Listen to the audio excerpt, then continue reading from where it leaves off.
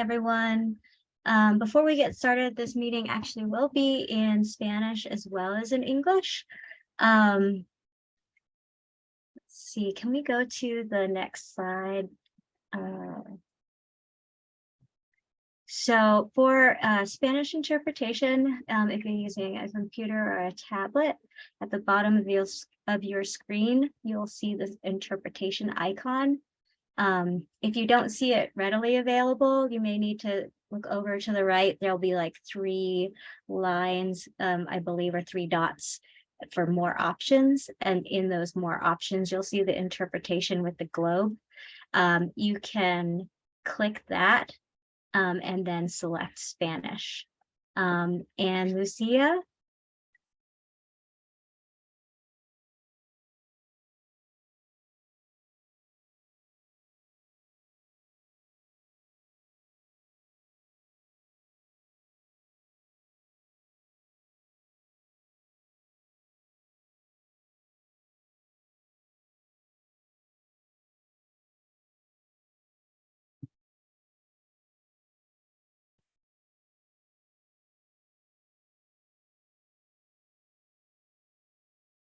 Thank you, Lucia.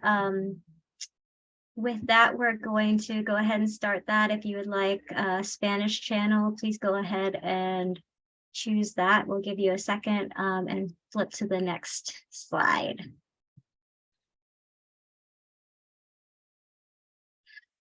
So just a couple quick sort of Zoom admin notes, how to interact with us during this presentation for those of you less familiar with Zoom. One of the controls or one of the features of Zoom is this chat button, which is at the bottom. You can click on this icon to type, answer any open-ended questions, and or to share any general feedback throughout the presentation. Another one, we will have a couple live polls during the presentation. When those happen, they'll pop up on your screen. They're both in English and Spanish, multiple choice. We'll give you a second, and then in real time, we could be able to read the results off. So really quickly, just a quick introductions. My name is Maki Boyle. I'm a senior landscape architect for the city of Arvada. I've worked here for a little over or a couple years now. Very excited to be the project manager for Gold Strike Park. We have Wank Associates as well as NHM Consulting with us tonight to present the park's history, some context, and give you a taste of the survey. And with that, I'm going to hand it over to Nicole Horst from Wank Associates. Thank you, Nicole. Thank you, Maki. Everyone can hear me okay? Good, great. So we just have it's a brief presentation and then just a chance for Q&A. So we want to introduce you to this project. Our agenda tonight is really going through the schedule, the history of the park and goals. Talk a little bit about some of the outreach that we've already done to date. We were at the Kite Festival in Arvada a couple weekends ago, so we can share some information that we took away from that. And really what our goal is we want to get your input. We're very early in this process and starting off, and our goal is to get the word out about a survey that we have out there. And I don't know if you've taken that yet, but we'll introduce you to that tonight and how that aligns with our process and how we'll move that going forward. So where we are in our schedule, we're in early May. Here, I can't believe it's May already, but happy spring. Our first community meeting. We will be taking the input that we get through the survey and questions that we have throughout this early process to develop 3 concepts that we will share out to the public during the summer. So we haven't identified the date for that yet, but be on the lookout in the summer. And then a final community event where we'll share a preferred plan towards the end of the year. Moving into early 2024, our plan is to have an adoption of the plan through the city of Arvada. So Gold Strike Park, if all of you know, is located here at Clear Creek, with the confluence of Clear Creek and Ralston Creek. It's very close to the Sheridan I-76 exit. It was a park that was identified, or an area identified, in the 1992 Clear Creek I-76 community plan. It talked about the synergies of land uses here to foster economic growth. And with the location of Wheat Ridge, and this is city of Denver, Westminster, Arvada, it crosses over into Adams County and Jefferson County. There are a lot of things going on there that really make this an exciting opportunity.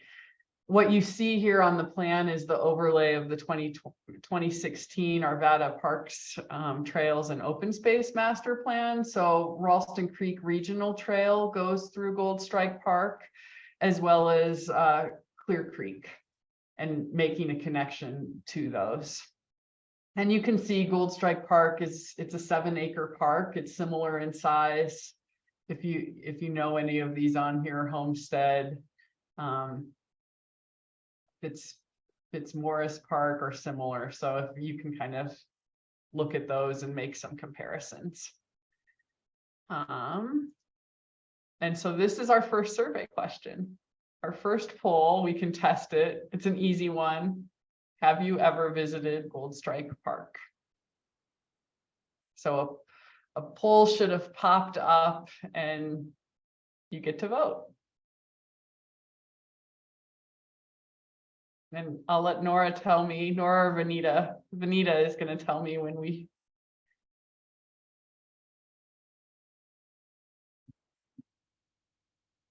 Should I end the poll? Am I ending the poll? Maybe I'm gonna end the poll now. Okay. and share the results. Awesome.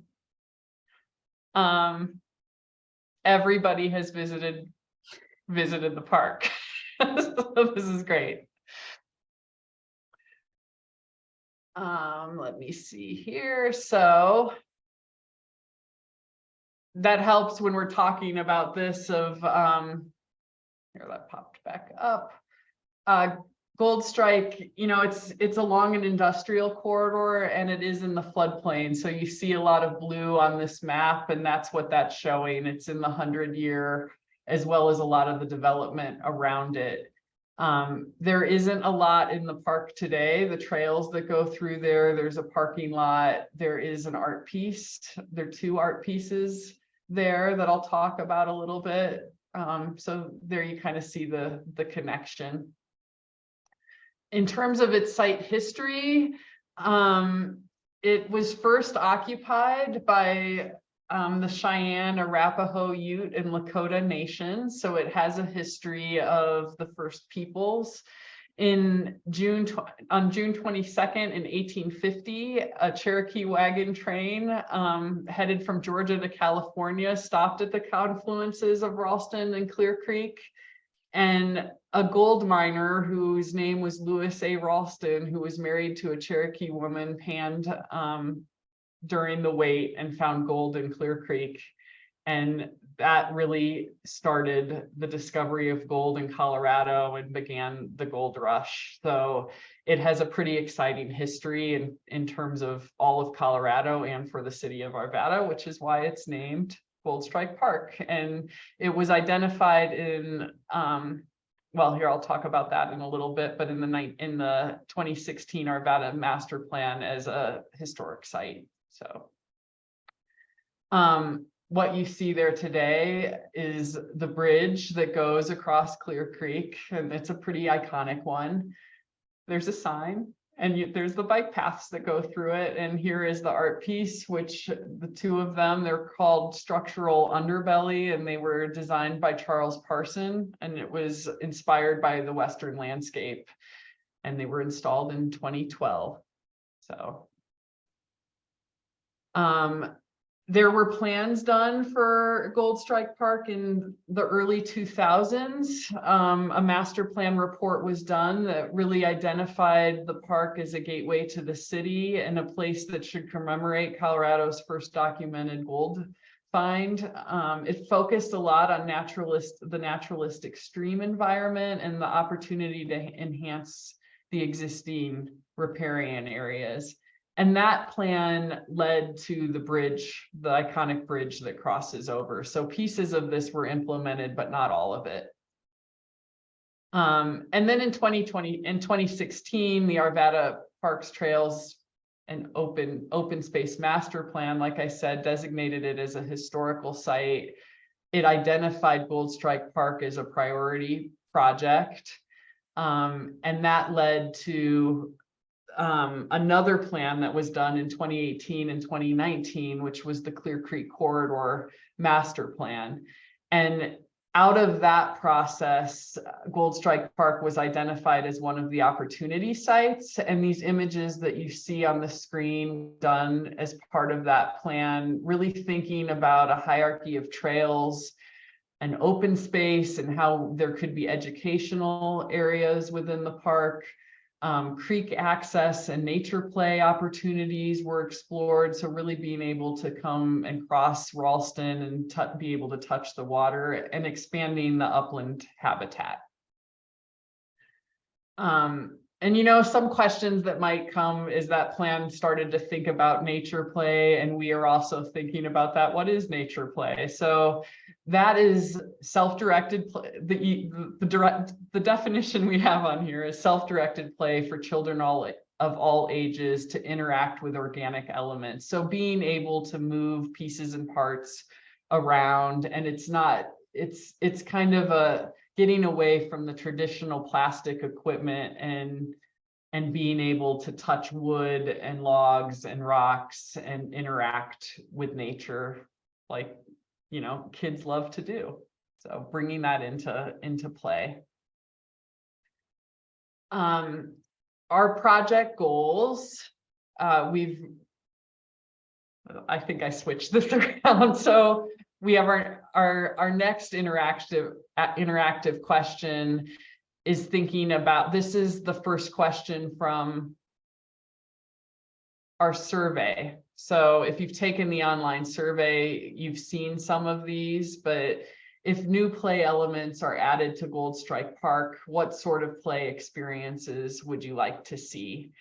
And I'll read through these and kind of help describe what they mean. So nature play that links to the habitat and to creek corridors. So that's really that idea of being able to touch the water through natural play and engage with the creek.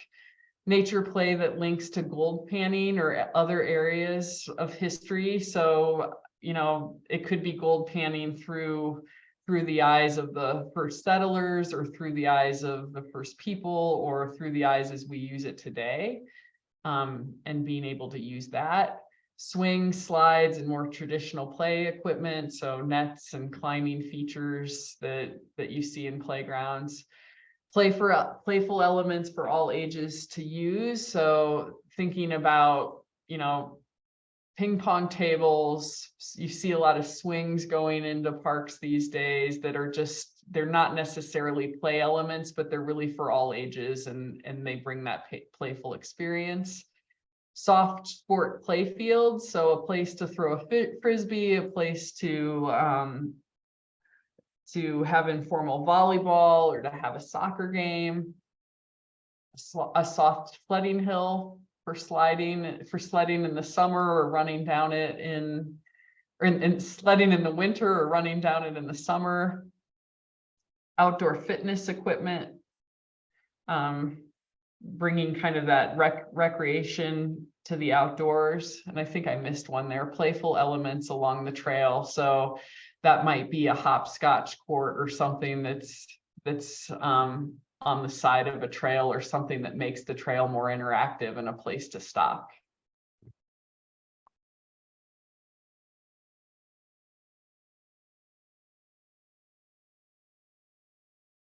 We're waiting for 3 more votes to come in.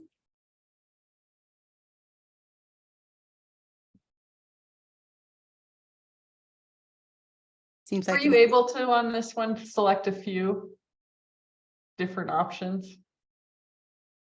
Yes, Yeah. you Okay, can choose as many as you want. yeah. All right, I'm going to close the poll.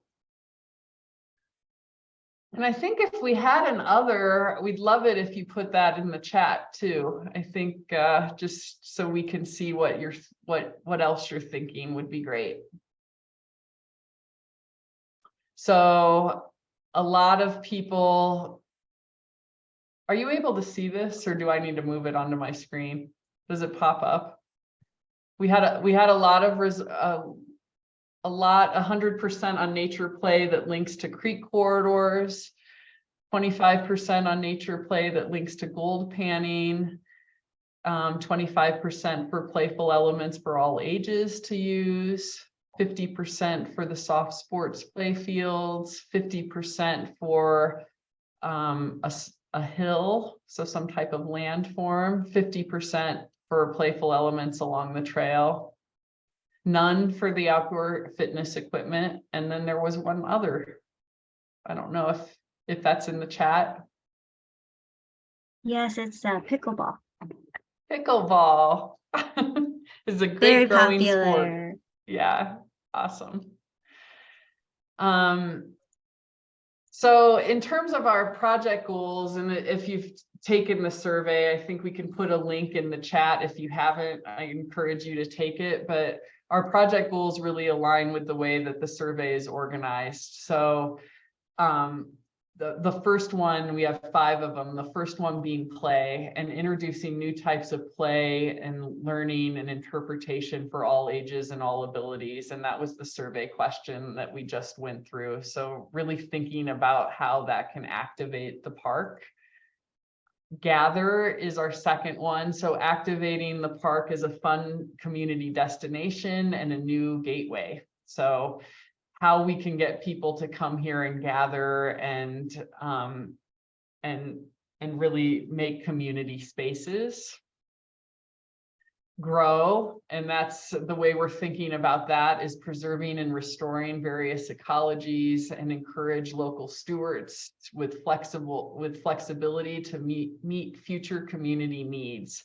So the places to explore the creek, and not just places for people, but also places for birds and bats and bees and pollinators and all of those sorts of things.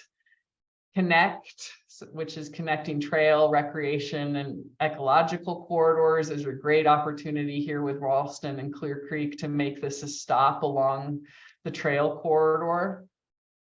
And improving ADA accessibility and adding creek crossings and having other trails throughout the park, so it's more exciting than just the 1 or 2 that are there today. Learn, so commemorating the site's history and existing ecologies and really making it experiential. So it's not necessarily just the sign that you read about, but this is something that you could go and engage with and learn about the history in different ways. And so now I will talk a little bit about our outreach to date. I've mentioned that we were at the Kite Festival, and we had an idea jamming session there that focused around this nature play. And we brought straw out, we brought wood boards and logs, and let the kids just play with it and move it around. And we estimated that we had about 360 kids participating, because there were probably 15 to 20 kids on the play demonstration at all times, and they ranged in ages from 1 to 12 years old. They stayed for 30 minutes to 20 minutes at a time, which was awesome. And here's some more images of that, and you can just see how they were balancing and they were testing things out.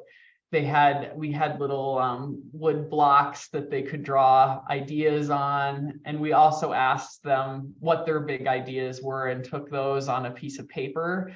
And we put that into a word cloud of the feedback that we heard of what the kids were really interested in. So balancing came up a lot, play. I know I talked to a lot of parents that were pretty excited about just not having the plastic and this being something different that you could come to, creating tunnels. There was a lot. I know we should have put this quote on there, but there was one kid that talked to me about the best thing that happened was being able to fly. And I think that was that experience of jumping off one of the logs and really feeling like they were flying. So really experiencing that in a different way. So here is our link to our survey. It closes on Friday, May 19th. So it's open for a couple more weeks. We have the English version and the Spanish version. As of Tuesday, we had 140 participants. So the word is getting out about the project, which is awesome. There's been 158 people that have been informed of the project, and 241 people have been made aware of the project. So that's some data from the Speak Up Arvada site. So the more you all can share this with your friends and neighbors would be awesome. And like I said, we're here in May. We're going to take the results of that survey when it closes and develop concepts, and then continue to coordinate with the partners at the city and some external stakeholders of the different adjacent municipalities in the area to make sure that we're really getting that synergy of all the people that are involved, coming back in the summer with those concepts, and then working towards a preferred plan at the end of the year. And so our last question is just one you can write in chat if you want. If there's any other comments or suggestions for Gold Strike Park that you would like to share with the design team, you can write that in chat. And you can also just ask questions in chat as well that we can answer for you. So it was an easy presentation. Maki's email is the person, if you have even more to write about and ask about, you can reach out to her. Her email's up there. And then we also have the website. And I won't read all of that, but it is available.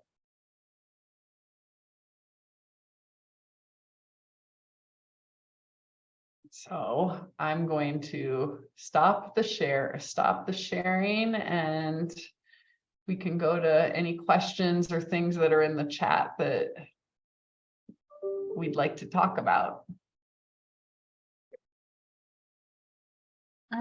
So far, I did catch one question that came in with regard to signage out on site. And I just wanted to let folks know there is signage with the QR codes, with a blurb about the project right at, well, not right at the parking lot, but where the pathway meets the biking path at the parking lot, and then across the bridge where the two intersections of the bike path kind of cross at that main intersection. So hopefully, if you're commuting, maybe you can stop and see that. Great. One of the questions that's coming in, or there's a couple of questions about maintenance. So Maki, I don't know if you want to kind of talk about future maintenance, or even intermediate maintenance of this park, and specifically about the bridge and some of the newer elements that will be proposed into this park. Sure, and I don't want to assume I totally know exactly what the question is talking about, but in terms of current maintenance, our park staff does maintain the bike path in the area there. This project will have a design associated with it by the end of the year that we can then phase out into construction projects. Once it's built, then that again will be taken over by our parks maintenance staff to continue taking care of it. A large part of this project, and the exciting thing about it, is that we're really bringing a lot of programmatic elements and designing the area to really activate the space. So we're aware that right now it is a little bit kind of lost and less activated, I guess. And we're hoping that we can change that and make this a real destination, and have more eyes and people on site, so that may make it less sort of lost, I guess. More activated space. Did that answer the question? Start to get. Yeah, Sharon, please go ahead. Yeah, I'm just asking, just in the context of when I was on the Park Advisory Committee, we went out there when they installed those art pieces, and the signs were brand new. And now the signs are not brand new, and they're not really being maintained. The bridge itself, the lights aren't being maintained, the metal's not being maintained. And I'm all for making our parks better, but I also want to be respectful of our very limited and hardworking staff. And I want to make sure that when we start building these things, that we do have a maintenance element involved. Where I worked before, we made sure that we had built in how many worker hours it was going to take to maintain the park or recreation center. And now with the advent of where it is in the space of the pathway through the cities, multiple cities, there is that concern about it becoming kind of an ad hoc camp for some of our unhoused folks. So that's why I'm just, I totally understand what we're trying to do. I'm fully on board, but I want to make sure that we think about our employees and the public. Yeah, no, I appreciate that concern. When we do design and all the projects, when we design projects, and have plans, they get reviewed by our park staff, so by the maintenance staff. They have a lot of opportunities as that design is happening, as well as during the construction, before it goes to construction.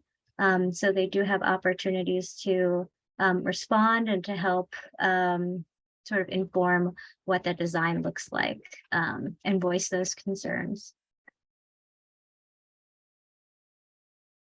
I think hopefully that answers that question a little bit more. I think you also asked about the Parks Advisory Community. We presented to them actually 2 weeks ago, a little bit over 2 weeks ago. They're very excited about the project as well.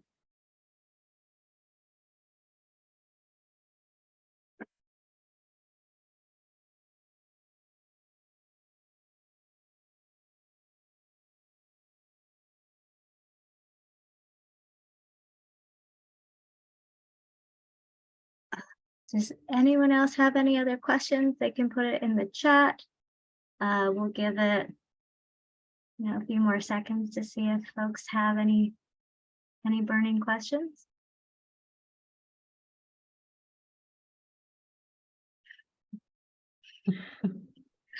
This meeting also, I just want to let folks know, is being recorded. Both the English and Spanish versions will be up on our website shortly after. The survey, as Nicole mentioned, will be up for 2 more weeks. So please do spread the word, tell your friends. We're hoping to get as much feedback as possible, so that we can respond to the community. And we'll also be promoting this project throughout the year, throughout the summer, into the winter at city events as well.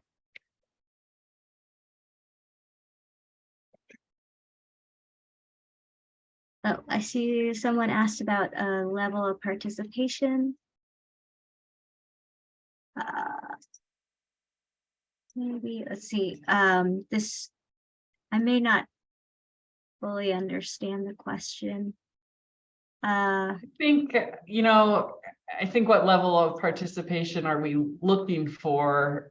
We got a lot with the Kite Festival, and I think so that was super successful in really getting the survey out and educating people about the project and where it is and what we're trying to do is is where we're at right now. So I think we would have loved to have more people on the virtual meeting tonight, but I think the great thing about it is that it's recorded and it'll be online. So the outreach is still happening. We're just trying to touch a lot of different ways that people participate to get as many as we can. So I don't know if we've set a goal.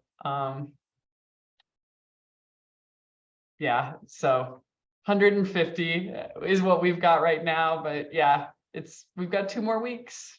So yeah. And this has been promoted through most of the typical channels as well, all of our social media. It's been promoted at all of our city events, blasts, email blasts actually to, we have external partner lists as well as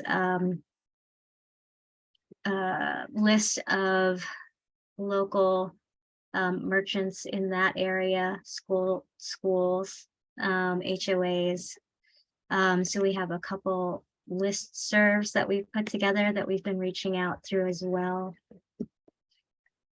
And I would say too, even at the Kite Festival, we told people about the survey and not everyone wanted to take it, but we're interested in the project. So I think as we have concepts and some more things, it'll drive more responses too. So yeah.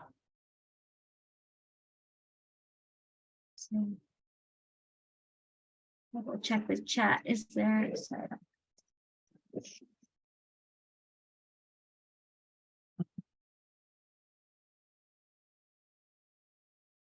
Sharon. Sorry, I'm asking so many questions, but I was trying to look at the chat. Yeah. what would you consider enough participation? And then what is not enough participation? So it's kind of one of 2 questions. And then, I follow our council people. I know all of our councilors and our mayor pretty well. And I haven't heard anything about this from them. So is there a way that you can maybe push this to part of your another council meeting where you just have the city manager mention it so that it spurs council's memories to get this put on their websites or on their Instagrams or whatever, because I haven't seen it. I put it on mine just because I used to be on Park Advisory Committee, so I'm very interested. So yeah, No, that's great. Thank you. Yeah, that's a great idea, and we can definitely reach out. And thank you for publishing it on yours. I really appreciate that.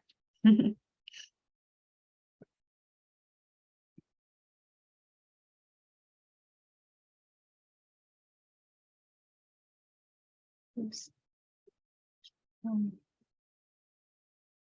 Oh, I'm sorry. And you're right. I didn't answer your other question with regard to what's enough. I apologize. There isn't currently a minimum threshold of participation that we usually shoot for with public participation. The engagement we've had for the survey so far has been pretty typical for most engagement. So that's kind of what the word on the street is. Generally, I guess this is really what we've seen in terms of public participation. I'm hoping that's not as good as it gets. I'm hoping we can get a bunch more.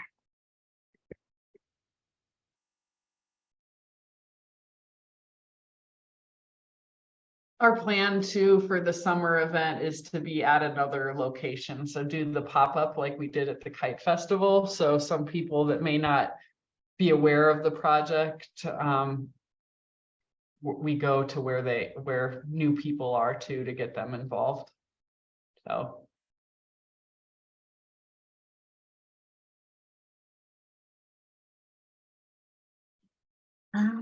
Let's see. Oh, one more.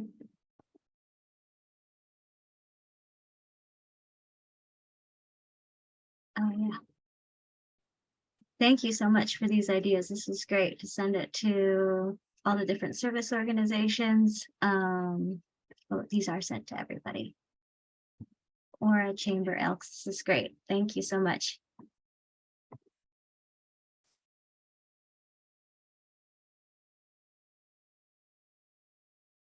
I think Okay. it also brings up a good question of just level of engagement too. You know, the number of people who take the survey versus the number of people who were able to have a conversation at the Kite Festival. You know, a lot of different information. The number of people who come to a public meeting. You know, so I think Mhm. thinking of ways to engage with the public on a lot of different levels will be good as we continue moving forward. Absolutely. Thanks, Caitlin.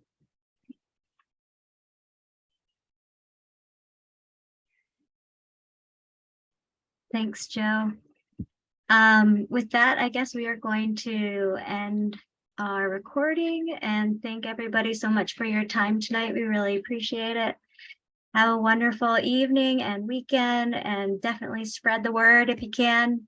And take care. We hope to see you soon. Thank you.